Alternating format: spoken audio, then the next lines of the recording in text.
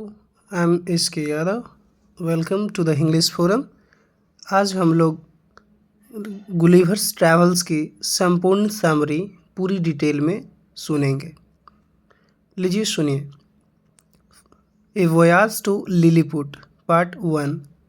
Gulliver Nottinghamshire में रहने वाले एक व्यक्ति की तीसरी संतान थे।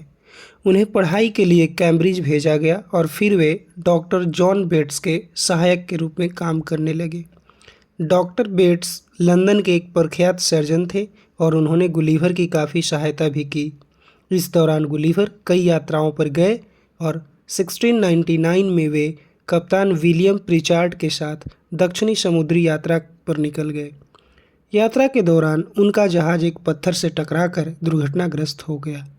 गुलिवर तैरकर किनारे तक पहुँचे। वे थक कर चूर हो गए थे और वहाँ सो गए।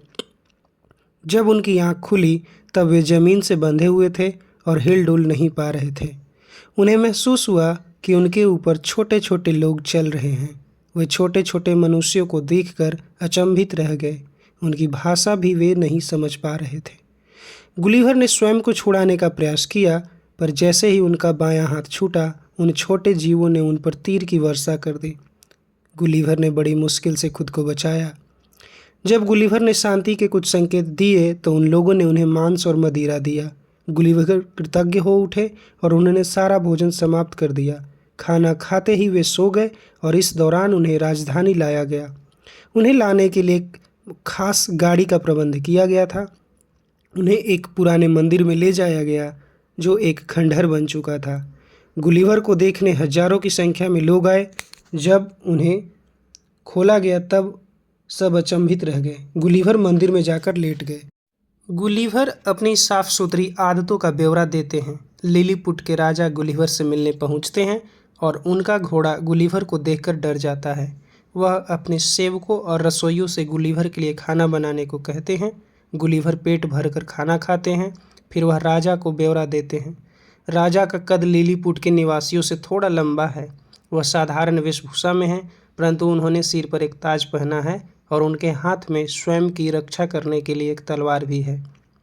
उनके साथ उनकी रानी, छोटे राजकुमार तथा पंडित और वकील भी आए हैं। पंडित लोग गुलिवर को वार्तालाप करने की कोशिश करते हैं, परंतु असफल रहते हैं। गुलिवर की रक्षा के लिए एक मजबूत सुरक्षा चक्र लगाया जाता है। गुलिवर के आसपास काफ़ी भीड़ एकत्रित हो जाती है, जिससे कुछ लोग उन पर तीर भी चलाते हैं।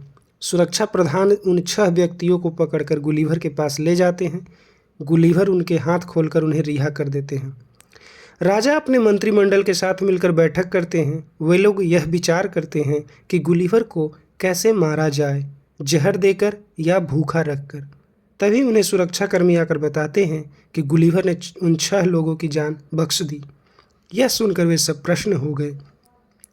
राजा गुलिवर की सुख सुविधा का इंतजाम करते हैं और उन्हें अपनी भाषा सिखाने के लिए उनके पास शिक्षक भी भेजते हैं। 3 हफ्ते गुजरने के बाद राजा फिर गुलिवर से मिलने जाते हैं और वार्तालाप करते हैं। उनके 2 सैनिक गुलिवर की जेबों की तलाशी लेते हैं।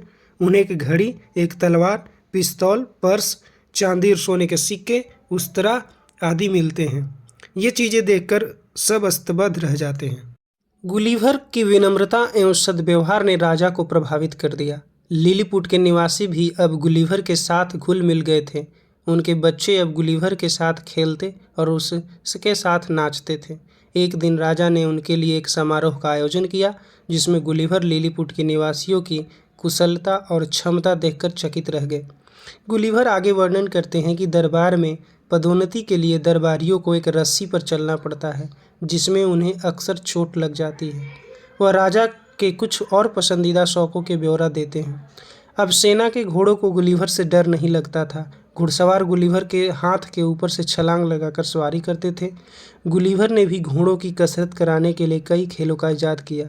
इस दौरान कुछ लोगों को गुलिवर की टोपी समुद्र तट पर मिली और वह उसे दरबार में ले आए। गुलिवर ने अपनी रिहाई के लिए राजा को कई याचिकाएं भेजी और एक समिति बुलाई गई। स्काइरेस बोलगोलम के अलावा सब लोगों ने गुलिवर की रिहाई का प्रस्ताव स्वीकार कर लिया, लेकिन उनकी कुछ शर्तें थीं जिन्हें बोलगोलम गुलिवर के पास लाए। उन शर्तों के मुताबिक गुलिवर की गतिविधियों पर कुछ रोक लगी थी, परंतु फिर भी उन्हें आने जाने की स्वतंत्रता थी। राजा की उपस्थिति में गुलिवर को रिहा किया। स्वतंत्र होने के बाद गुलिवर ने मिलडेंडो शहर देखने की इच्छा व्यक्त की। राजा ने उसे मुख्य शहर देखने की अनुमति दे दी। शहर के नागरिकों को पहले ही सूचित कर दिया गया कि गुलिवर शहर में आएंगे। उन्हें कहा गया कि वे अपने घरों से बाहर न निकलें। गुलिवर ने पश्चिमी द्वार से शहर में प्रवेश किया। वे काफ़ी सावधानी से शहर में चल रहे थे।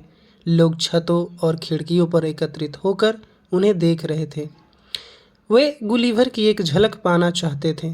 गुलिवर ने राजा का महल बाहर से देखा, परंतु वह शाही कमरे न देख पाए। इसलिए उन्होंने कुछ बड़े पेड़ काट दिए और उनके 2 स्टूल बनाए। इन पर चढ़कर वे शाही कमरे देखने में सफल हो गए। उन्हें रानी की भी एक झलक मिली और वह उसे देखकर मुस्कुराई।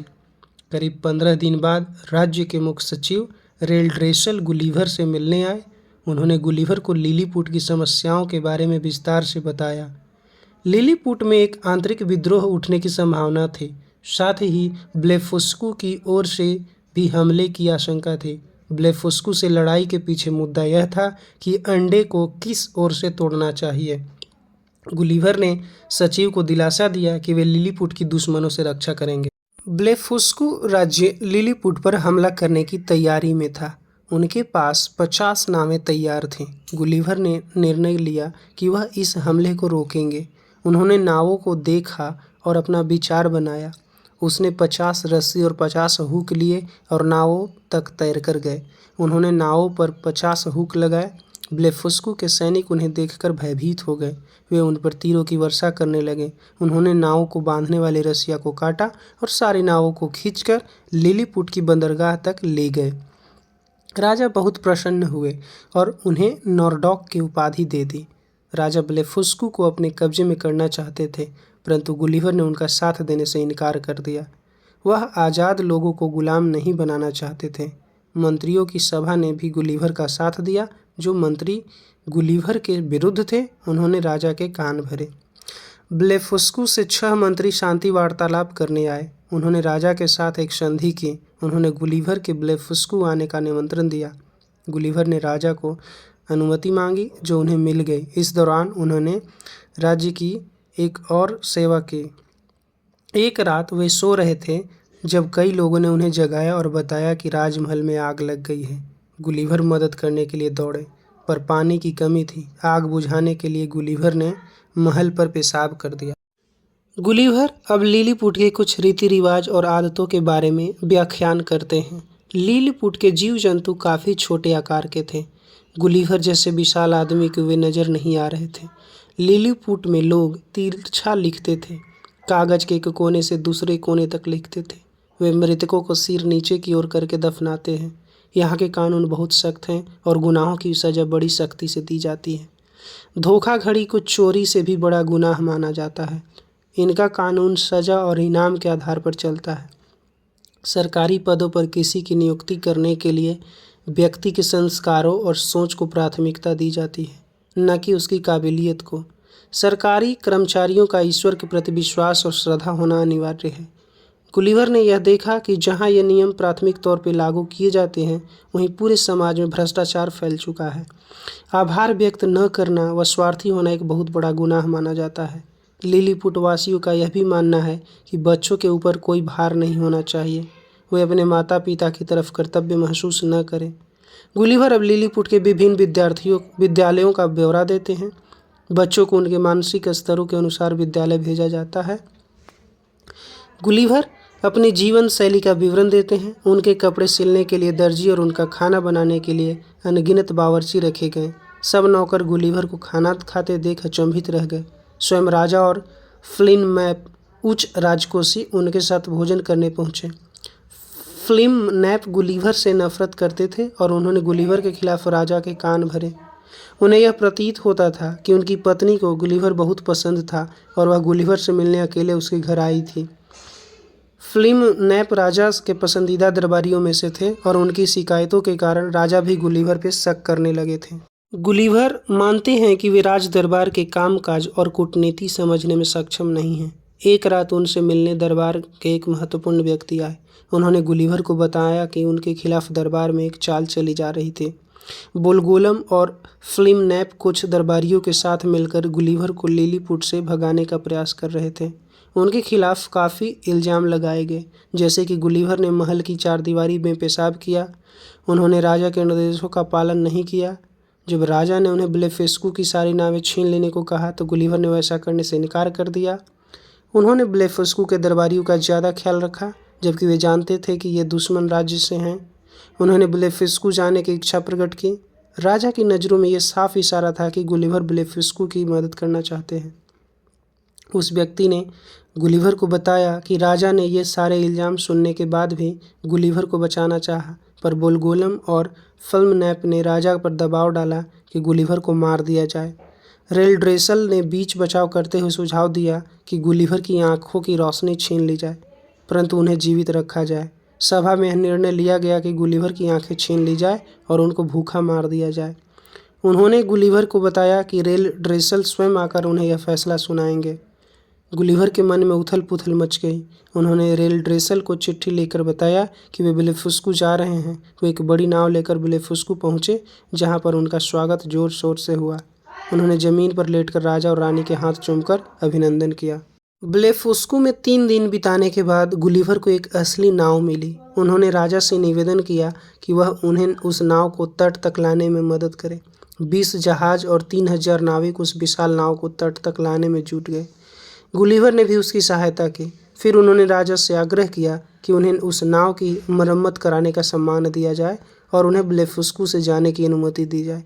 राजा ने उनका आग्रह स्वीकार कर लिया। इसी दौरान लिलीपुट के लोगों ने ब्लेफस्कू को एक संदेश भेजा, जिसमें उन्होंने ब्लेफस्कू के राजा को पूरी जानकारी देते हुए आग्रह किया कि गुलिवर की आंखों की रोशनी छीनकर बंदी बनाकर लिलीपुट भेज दिया जाए। ब्लेफस्कू के राजा ने स्पष्ट इनकार कर दिया, क्योंकि गुलिवर अब द्वीप छोड़कर चल जाने वाले थे। गुलिवर के विशाल जहाज की मरम्मत पूरी हो गई और उन्हें यात्रा करने का सामान भी दिया गया। उनके प्रस्थान के समय राजा ने उन्हें कुछ पैसे दिए। गुलिवर ने यात्रा शुरू की। अगले ही दिन उन्हें एक जहाज़ दिखा जिस पर इंग्लैंड के झंडे के रंग थे। वह उस जहाज़ में चढ़ गए। उनकी मुलाकात एक पुराने दोस्त पीटर विलियम्स से हुई। पीटर ने उनसे पूछा कि वे इतने दिन कहाँ रहे। गुलिवर ने उन्हें सारी घटनाओं की जानकारी दी, जिस पर पीटर को विश्वास नहीं हुआ। गुलिवर ने उन्हें भेंट स्वरूप दिए गए भेड़ गाय दिखाए। वह जहाज़ अप्रैल 1702 में ग्रीनविच पहुंचा। गुलिवर ने भेड़ और गाय की अमीर लोगों के बीच प्रदर्शनी लगाकर काफ़ी पैसे कमाए।